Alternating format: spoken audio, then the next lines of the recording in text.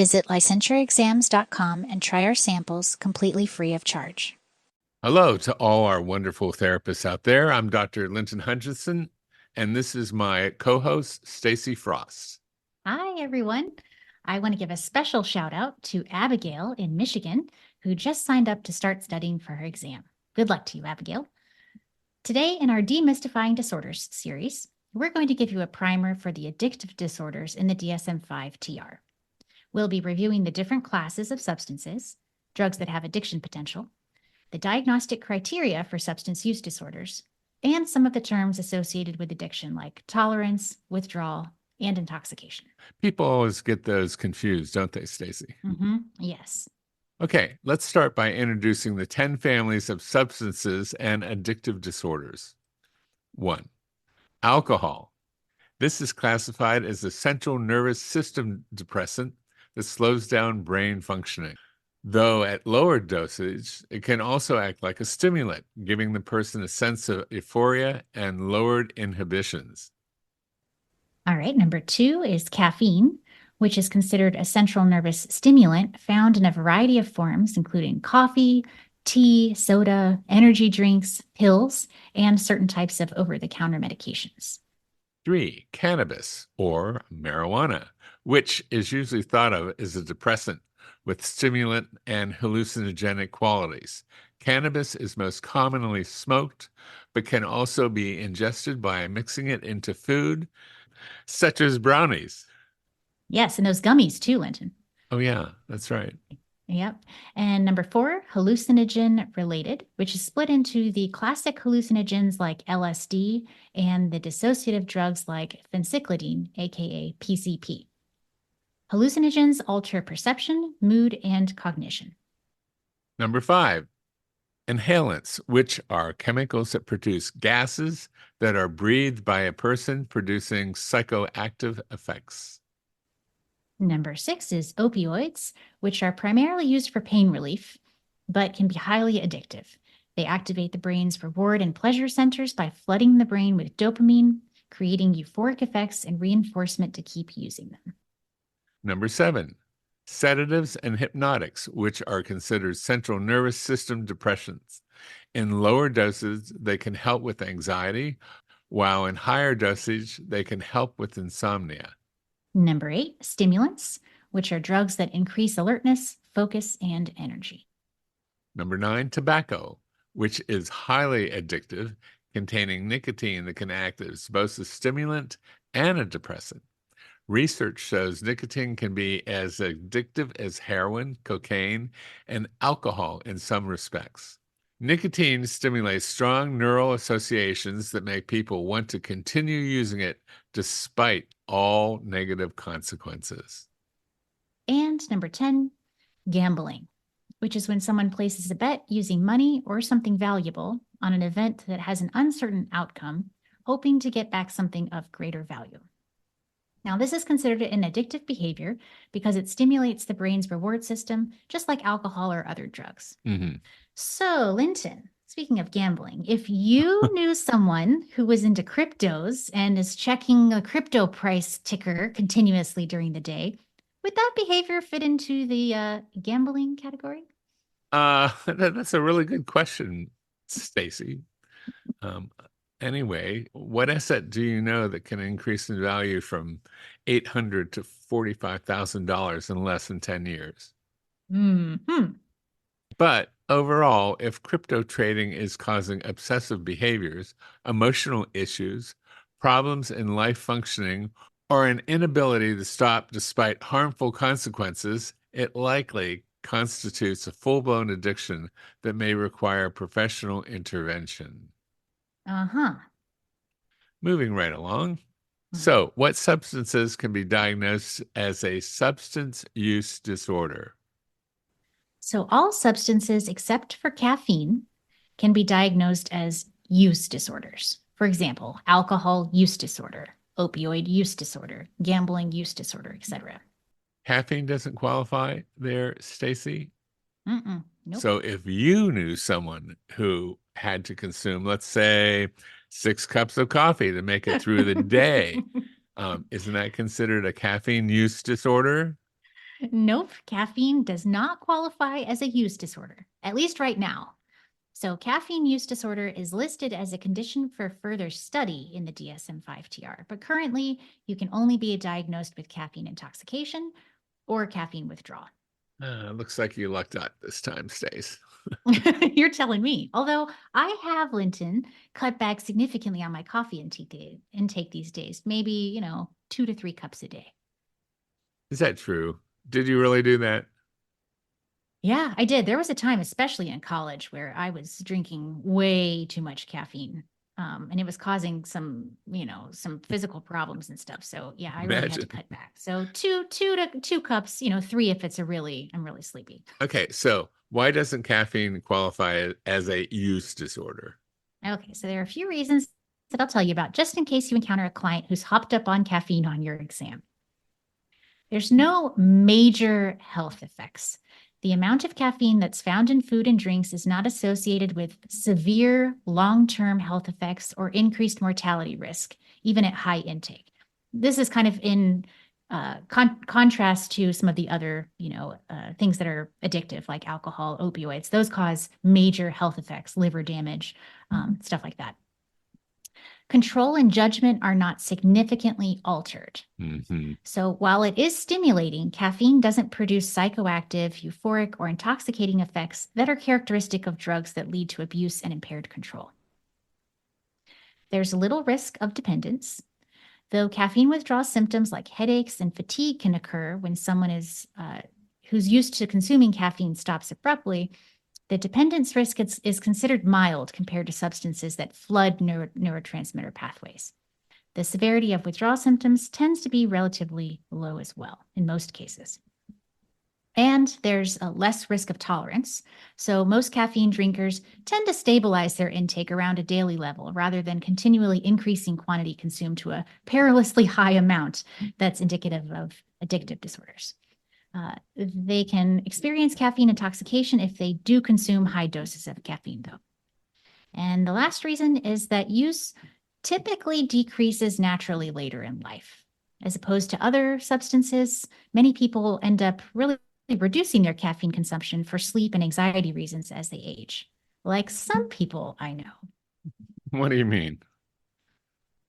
Well, Linton, let me remind you. Do you remember the days of Linton on caffeine? I have never laughed so much in my life. But now I'm adjusting to Linton on celery juice.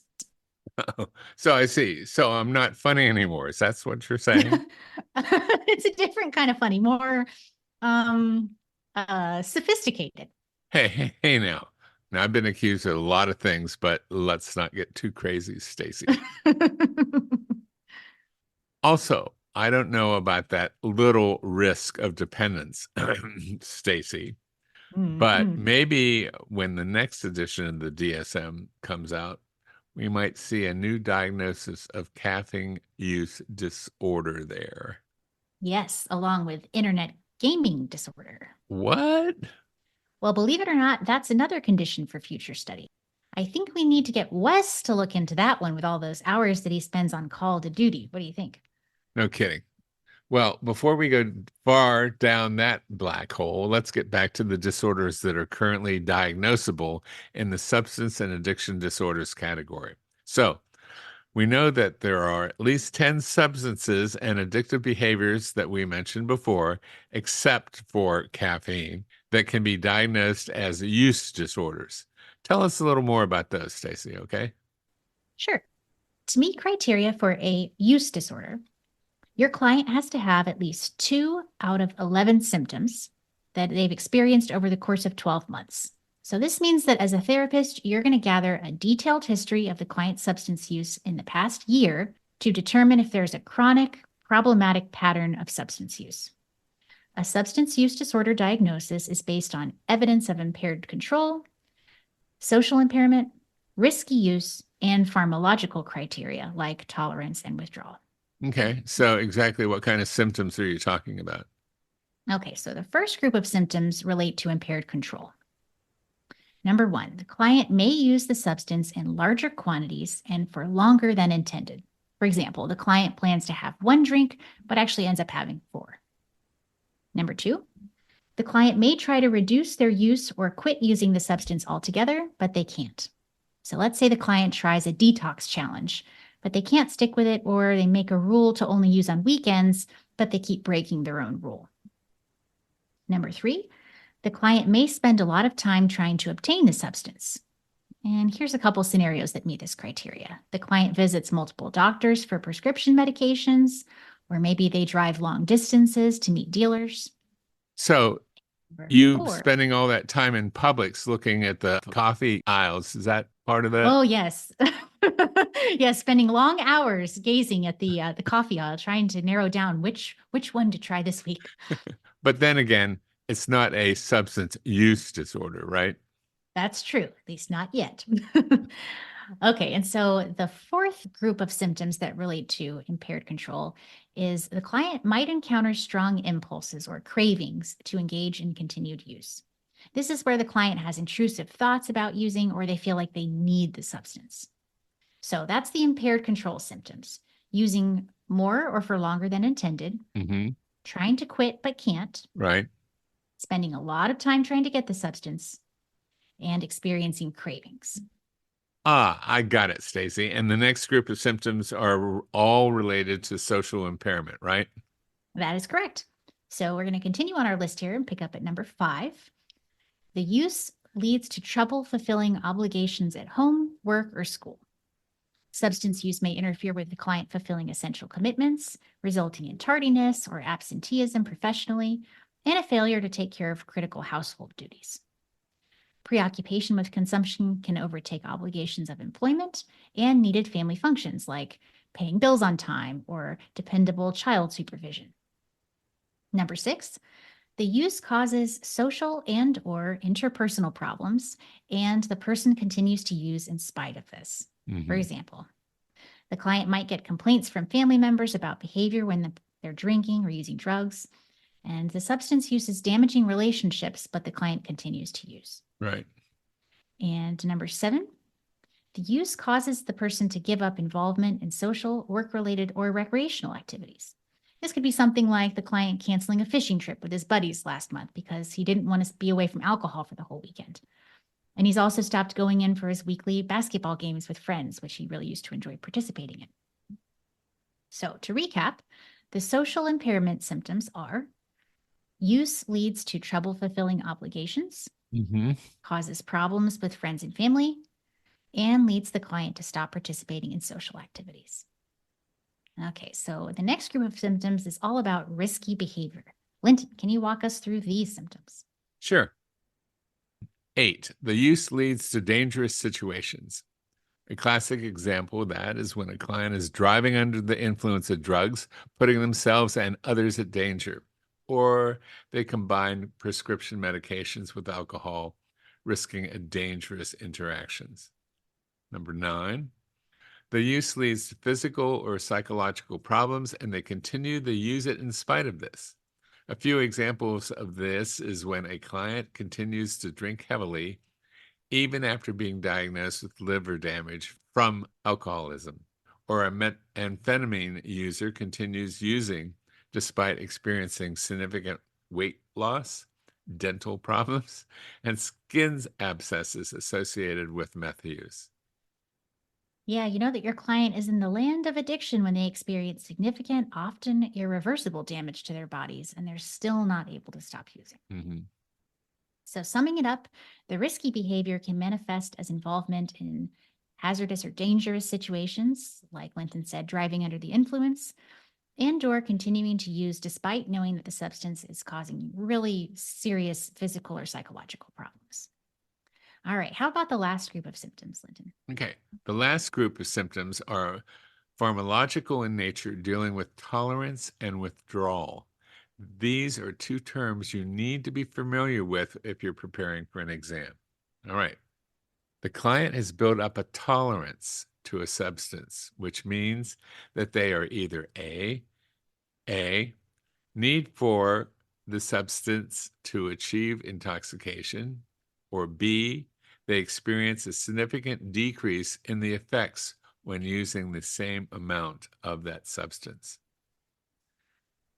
The client has developed withdrawal which means they are either A, have met a diagnostic criteria for withdrawal symptoms, or B, the substance is taken to avoid withdrawal symptoms. And it's important to note that significant withdrawal has not been documented after continued use of phencyclidine, other hallucinogens, and inhalants. So for those three substances, withdrawal is not included in the criteria. All right, well, that was a heck of a list, Linton. So remind me how many symptoms the client has to have from that list to qualify for a substance use disorder. Okay. Of all those symptoms, they only need to meet 2 of those criteria. And I'm sure you want to tell us about the different specifiers of substance use disorders next, Stacy. I'm sure. Well, no discussion about diagnostic criteria for mental disorders would be complete without the specifiers. So yes, I'm happy to do that. And I stand by this being important because you might find specifiers on your exam. Yes, you may.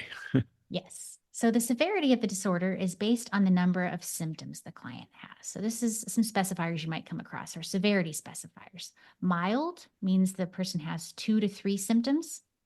Moderate is indicating they have 4 to 5 symptoms.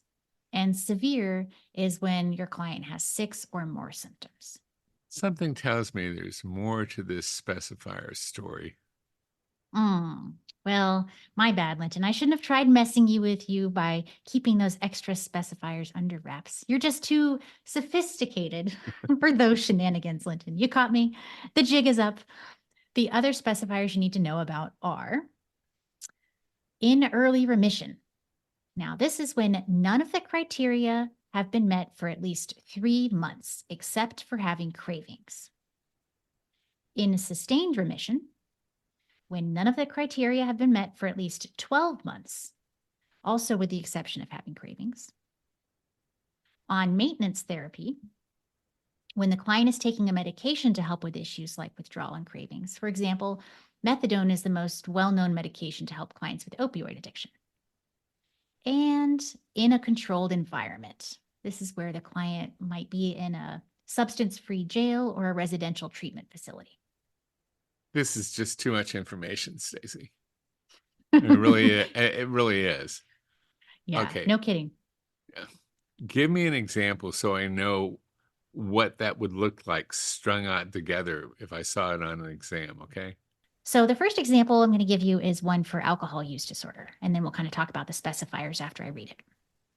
Donovan is a 32-year-old sales manager who was referred to treatment by his employer due to concerns about his drinking. Donovan reported that he typically starts off with the intention to drink 1 to 2 beers nightly after work, but he actually ends up drinking around 4 to 5 beers. Mm-hmm. He tells you that this pattern has persisted for the past 2 years since a divorce. Coworkers noticed him smelling alcohol in his breath at morning meetings. He's received a DUI arrest 6 months ago after driving home from a bar. Now, during the course of therapy, Donovan was educated on risks of excessive alcohol use, and he provided motivational interviewing on behavior change goals. He committed to a 30-day period of alcohol abstinence and weekly therapy sessions addressing stress management and alternative coping skills to drinking. At this time, Donovan reports 4 months of sobriety. He denies alcohol cravings or withdrawal symptoms. He exhibits enhanced mood and work performance, indicating early remission and function.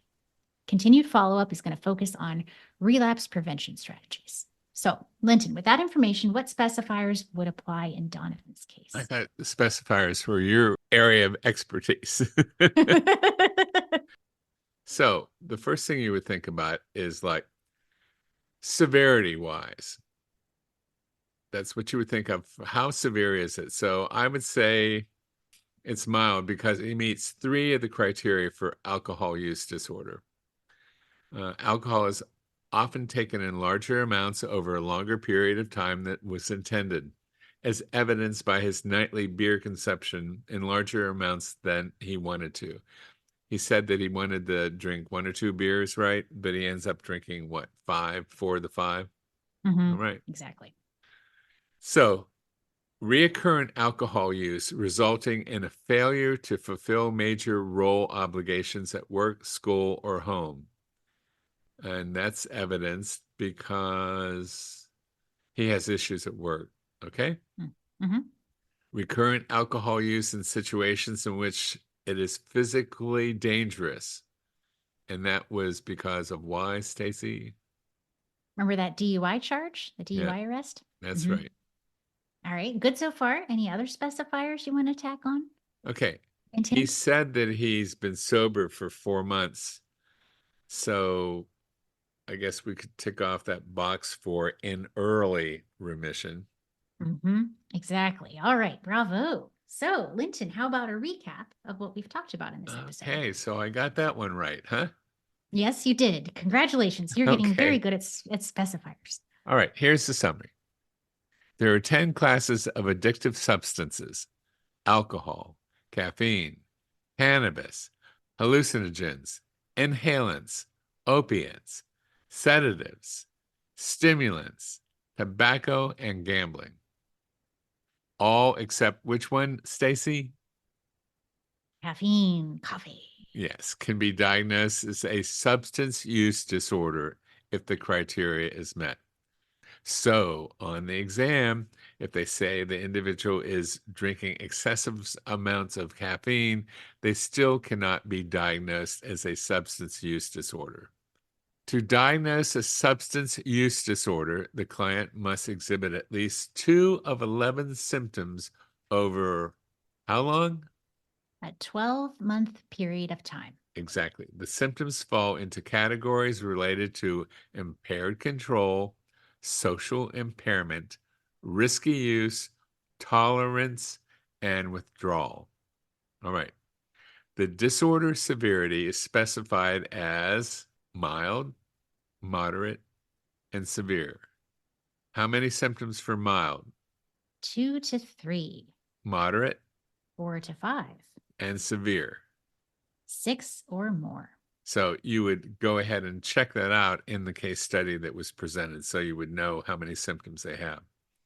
Other specifiers include remission status, being on maintenance therapy, and being in control of their environment.